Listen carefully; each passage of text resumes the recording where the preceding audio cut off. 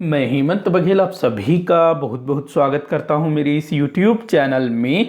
छत्तीसगढ़ सामान्य अध्ययन से संबंधित 10 प्रश्नों पर रोज हम लोग चर्चा कर रहे हैं और यहां मैं जितने भी प्रश्न लेता हूं अधिकतर आपके CGPSC और CG व्यापम के पुराने प्रश्न पत्रों से ही लेता हूं या फिर कुछ उससे मिलते जुलते क्वेश्चन में बनाने की कोशिश करता हूं। तो ये सारे प्रश्न जो है इन परीक्षाओं के लिए इंपॉर्टेंट हो सकता है क्योंकि छत्तीसगढ़ सामान्य अध्ययन से रिलेटेड अधिकतर क्वेश्चन बार बार रिपीट ही होते हैं। तो आप लोग वीडियो को ना रोज देखा करिएगा। रोज सुबह 7 बजे ये वाला वीडियो आ जाता है डेली प्रैक्टिस सेट के नाम से और ये इसका 15वां भाग है, 15वां पार्ट है। क्वेश्चन देख लेते हैं। आज का पहला क्वेश्चन, बांस गीत किसके द्वारा गाया जाता है? मतलब बांस गीत जो है कौन गाते हैं? तो ये CGPSC से उठाया है ये क्वेश्चन मैंने। तो बांस गीत किनके द्वारा गाया जाता है? जल्दी से आप लोग इसका आंसर करिए नीचे कमेंट बॉक्स में।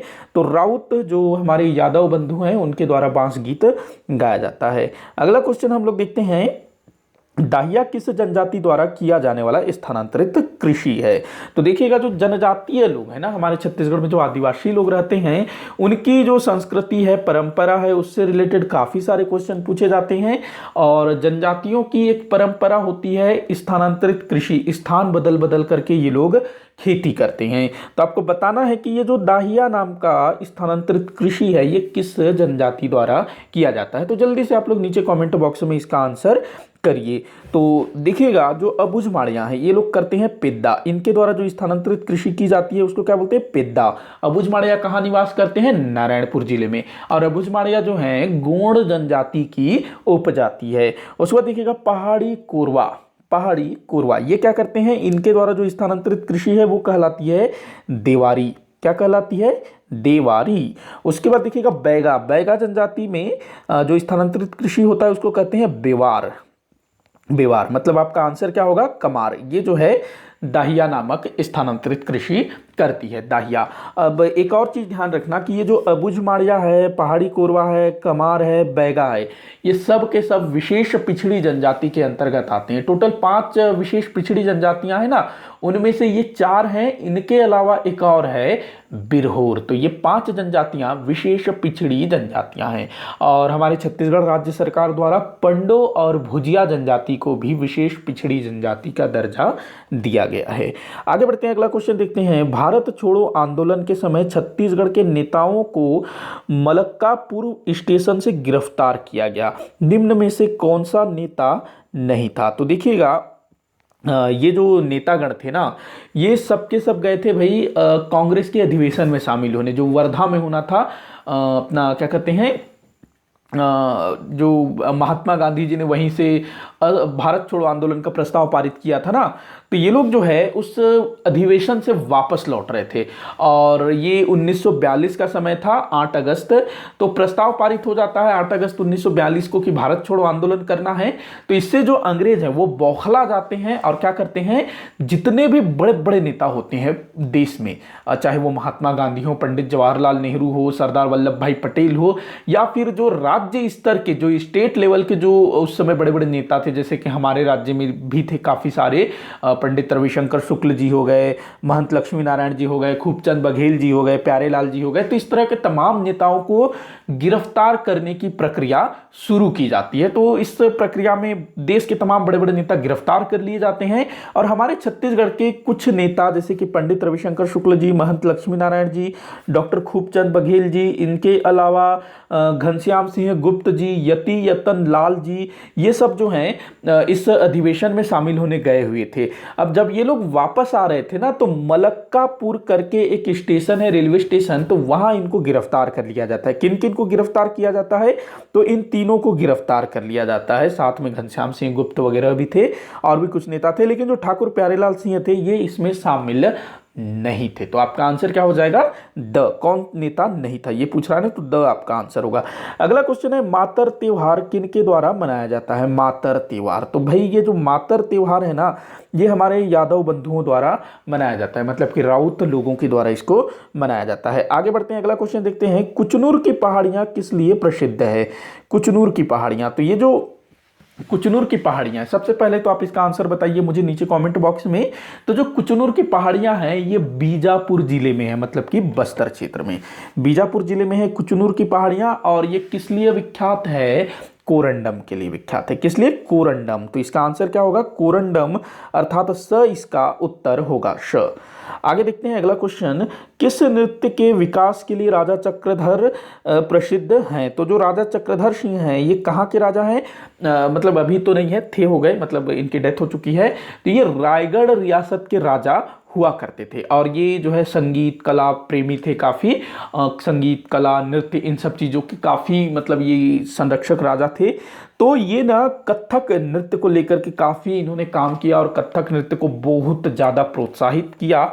और ये खुद कथक नृत्य में पारंगत थे, मतलब कथक नृत्य इनको आता था। तो इसका आंसर क्या हो जाएगा? कथक।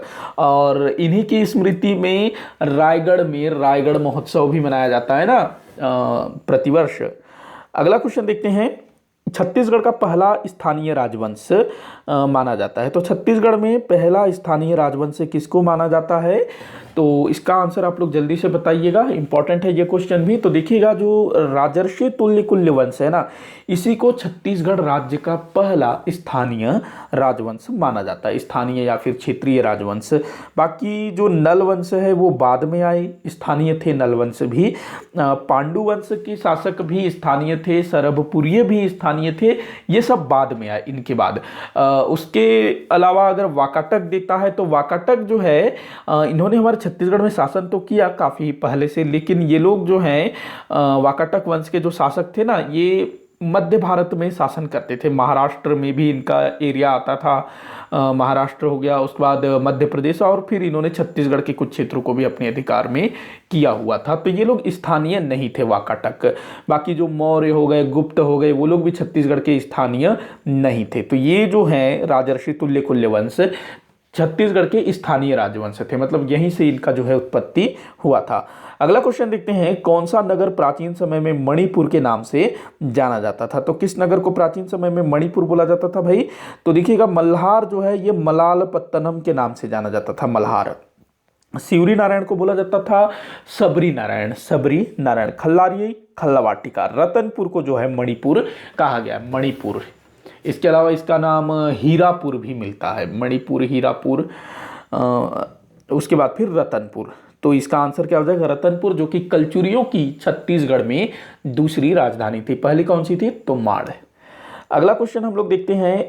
राजकवि ईशान किसके दरबार में रहा करते थे? राजकवि ईशान जैसे कि रवि कीर्ति जो पुलकेशिन द्वितीय के दरबार में रहा करते थे, उसके बाद बाण भट्ट जो कि हर्षवर्धन के दरबार में रहा करते थे, उसके बाद हरिसेन जो कि समुद्रगुप्त के दरबार में रहा करते थे।